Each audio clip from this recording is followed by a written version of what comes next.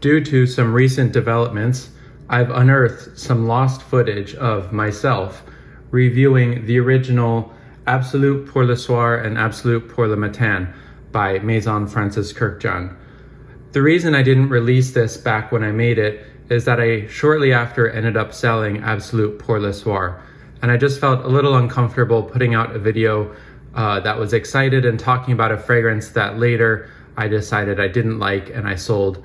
I thought it was maybe just a little bit lame to be acting like I have this exclusive fragrance that I then got rid of, or a little bit dishonest to hype up a well-known rare fragrance when in fact I turned out not to like it myself. I did keep Absolue pour le Matin and have it right here, although I must admit as well it doesn't get all that much wear. I'll do a short little review here in this preamble, and I'll talk about why I sold Absolue pour le Soir. So this is the more fresh. Francis had this interesting idea of the fragrance wardrobe when he started out. It seems like he's dropped that a little bit, but he would release these pairs for different times of day, different events and moods.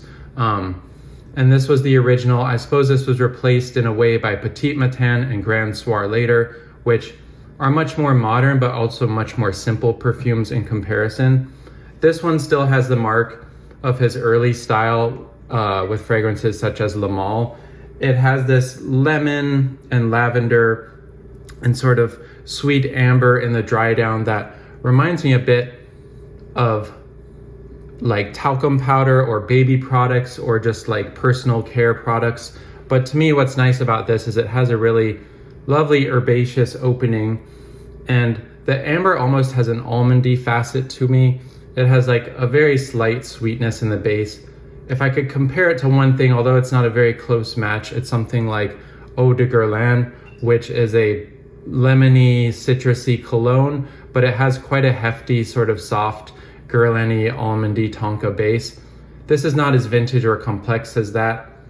I think the association with something like a baby powder or a Nivea lotion maybe keeps me from wearing it all that much, but I do still enjoy this one, and I'm glad that I kept it around. So now on to Absolue pour le Soir. So how did I get these? It was a while after they had been discontinued, and I was visiting Miami, where there is, I believe, the only US flagship store for Maison Kurkdjian. It's an interesting choice that there isn't one in New York City, but there is in Miami. But a lot of his really fresh, musky, sort of white musk solar perfumes work well in the high heat and humidity. And I noticed that many department store fragrance counters really prominently featured Francis Kurkdjian. So it seems to be a big hit down there. I had heard rumors from the online forums that the boutique carried pretty much all the discontinued fragrances, and I was really excited about that. So I went there, and sure enough, they had it all. They had Absolue pour le Soir, they had the cologne of Absolue pour le Soir, they had Lumière Noire, they had Ciel de Gomme. I tried all these, and the one downside was that it was very hot and humid in Miami, and some of these syrupy, thick, rich perfumes felt a little suffocating, and I just felt frustrated trying to get my nose around these in a limited amount of time. I since have regretted not getting Ciel de Gomme. On paper and by description it sounds like something I would really like, but at the time it didn't stand out to me all that much. But again, it was a very quick sniffing session in very kind of not the right weather for these kinds of fragrances, and at the time I didn't feel overly impressed. So I ended up walking away with Absolue pour le Matin and Absolue pour le Soir. Absolue pour le Soir is a honeyed, sort of skanky, ambery fragrance. Not really anything in common with the smell of Grand Soir. It has a sweetness, but it also has a real prominent animalic cumin kind of note, which is not my favorite. I do like animalic flowers. I like flowers can get as skanky as they want, and I'm down. I even like animalic and horsey oud, but I don't really like true animalics such as civet notes or castoreum notes or hyrax notes. They just smell too much, too close to nasty bodily smells for my taste. Now, it's not listed, but I always suspected, and I'm not a materials guy, I'm not a perfumer, but that the problem with Absolue pour le Soir was maybe a fake civet replacement, because I got something really bitter that I just didn't enjoy in the base. But it could also be the cumin, because cumin can have this kind of bitter aspect to it. Anyway, the breaking point came where I waited till some really cold weather and I actually wore Absolu pour le Soir on a date. Now, it's not quite as controversial as that might sound, because I knew the person. We had discussed before how I like perfume. The person had almost no sense of smell, they told me. So I thought, okay, this is my test drive in really cold weather. And the person couldn't smell it and wasn't bothered by it. But I was so bothered by the way I smelled all day that the very next day I put it up for sale. I just thought, if I'm forcing myself to wear this and not enjoying the experience, I shouldn't keep it around.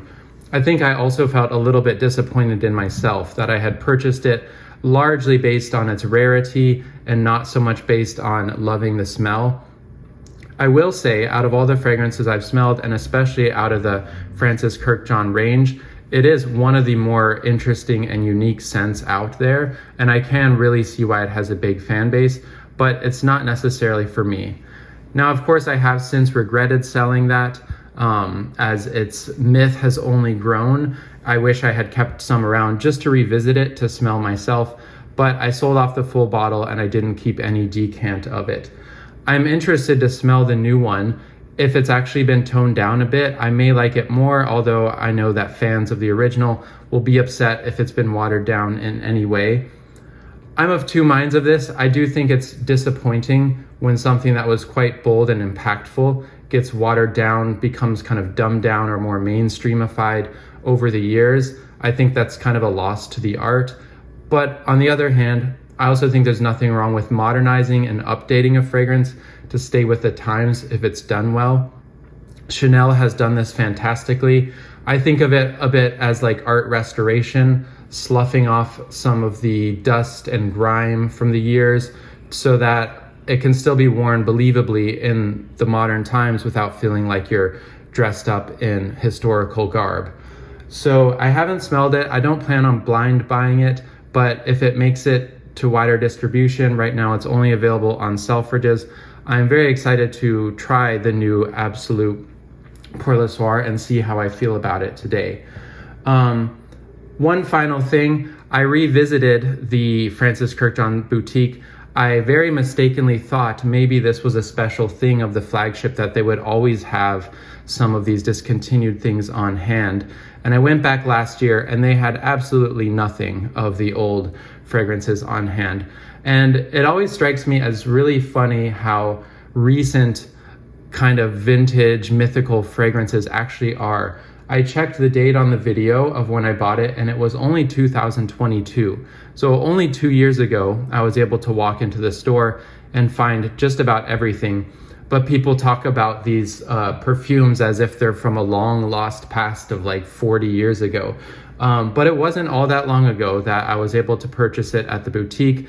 But it was extremely disappointing last year to go in and the person working there was different. She didn't even know what I was talking about when I mentioned some of these perfumes, and all they had was the current lineup. So I haven't thoroughly gone through the video that I made.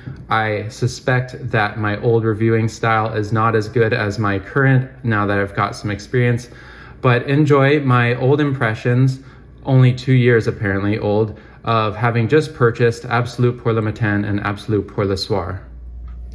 So I'm on a little vacation to Miami, Florida. And while it's not my favorite house, I was really excited to visit the Francis Kurkdjian boutique because there's not even one in New York. I noticed all the Saks Neiman, one of the biggest counters is always Kurkdjian here in Florida. And it makes sense. I can see a sort of bright, clean, white musk that goes through so many of the fragrances working well in the high heat. Also things like Baccarat Rouge, feel very like I'm in the club kind of sense, which is not my style at all. But what I was excited about with the boutique is that I'd heard they have basically the whole line, including ones that were discontinued. So I went wanting to try Ciel de Gum, which I did try, and didn't love. The dry down was a bit sweet for me. It actually reminded me somewhat of his oud, just the plain oud. But what they did have was Absolue pour le Matin and the fabled Absolue pour le Soir. Now I thought these were gone, totally out of the range, especially Absolue pour le Soir, because people resell this for high prices. But apparently, if you're at the boutique in Miami and maybe in France, you can still get your hands on it.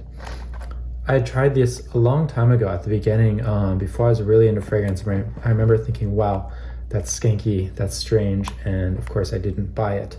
But since getting into fragrance more, I've really been interested in revisiting this perfume. And I wore it. I went to the store, let him walk me through the house, tried a few things on my arm, and then walked around to some of the galleries in the Miami Arts District and came back. I was debating between buying both, but the prices were actually cheaper than I thought. So he sold me on that. I already opened this one because it fits the weather here a lot better. It's very nice, bright citrus, mostly lemon. Yeah, lemon. It could verge on the floor cleaner kind of lemon. It's mixed with thyme. It's got something kind of powdery in the dry down. I've read violet and iris. I don't really smell either of those, but I do get a powdery impression as it dries down. I get a lot of lavender, fairly classic kind of cologne composition, but as always with Francis, it's done with such precision, very exacting precision. I would call Matin a bit warmer. This is very like bright white light. Petit Matin kind of has more of a creamy neroli and like creaminess from the Ambroxan. This is more kind of straight ahead. Yeah, it's very piercing at the beginning, in fact. I like it a lot though. I could see it being kind of, well, I don't actually work for anybody, I'm a musician, but a work scent. Inoffensive, but well done, a nice fragrance.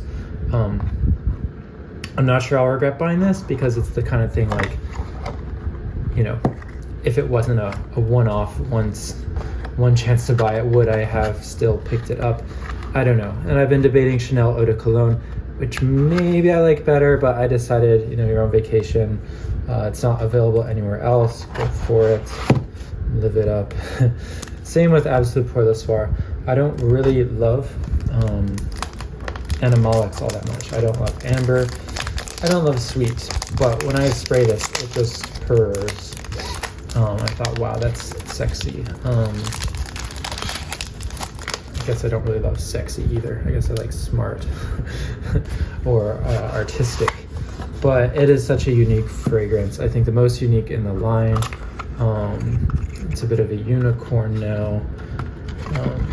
People talk about it and how it's one of the best. But I can see, again, how Grand Soir is a refinement of this, just like in a way Petit Matin is a refinement of that. And I don't mind that. I kind of like that Kurkdjian, is refining ideas, though some may be mad that he cut the old ones. As an artist myself, I can totally understand, once you think you do a better version of something, really having no attachment to the old one, even if some people do. I'm not sure I want to spray this now. It's not great in the heat. I really want to try it in the cold weather once I'm back home. It's been raining there, and I imagine this being really nice, but I'll spray once.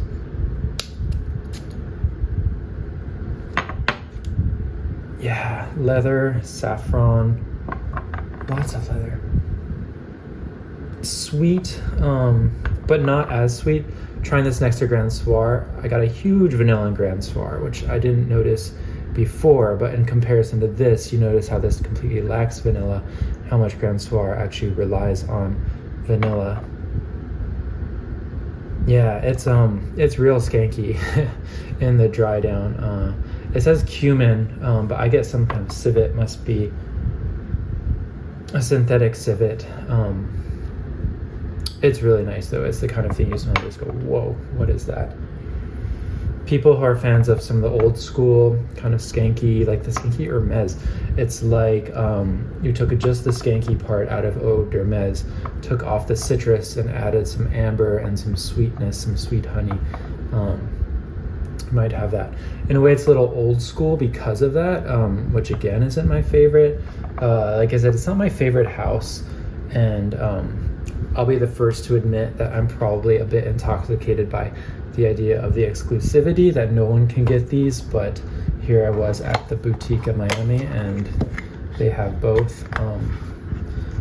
But you know, there's nothing wrong with that. I wouldn't buy them if I didn't like them at all. I'm just not sure they're my style, but I'll have to wear them. This I think will be wonderful wearing in the cold weather, wearing at night. Might be a little embarrassed to wear it around people because it is fairly challenging. This I think I'll get a lot of use out of. But guys, these were $195, cheaper than the newer stuff. I was shocked. I don't know if anyone's actually sold them for this, but I saw these on eBay. Well, this one for like 400, 500. Yeah, that's stupid.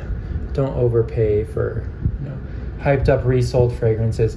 There's always better other stuff on the market that's readily available. You don't have to overpay for something just because it's discontinued. But here I was able to get retail price $200 each, and so I went for it. He was about to not give me any samples, and I thought, I came in here and bought 2 fragrances, and you're not going to give me any samples.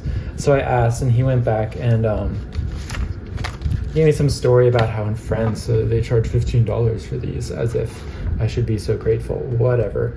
The guy was otherwise really nice though, and he reached in a box. He also said, I guess the boutique is moving, same area, but moving to a different building right now. It kind of shares a space with another store, which is odd. You'll also notice if you look on Google Maps, it doesn't exist. But if you look at the Miami Design District store directory, you'll find it there. And he said they're moving to a new address. And therefore he told, I guess, headquarters stop shipping him things because he didn't want to move them. So of course, typical story, low on samples, blah, blah, blah. I let him give me this, though I really dislike it. And he threw in 3 masculine pluriels, which I've tried and it's okay. I would never buy it, but now I really don't have to buy it. So if you're ever in Miami, he gave me his card, and I guess you can order and have things shipped once you go there. So, you know, I could always get another Absolute if I run out. But I've heard if you just cold call the store, I don't think they will send you these things unless you're a pre-existing customer. Anyway, scent of Miami is Ambroxan and Santal 33. My hotel lobby unfortunately smells like Santal 33, and I must have smelled you know, either a Baccarat Rouge or Cloud or one of its clones, Cloud, just about everywhere I go down here. Not my style, but I like the beach. I visited Miami a bunch because my parents live not far away. I don't think I'd live here, but fun place to visit. Hope you enjoyed, and if you're ever here, definitely check out the boutique and the design district, and go to Wynwood where the good art is if you're not into the luxury shopping of the design district.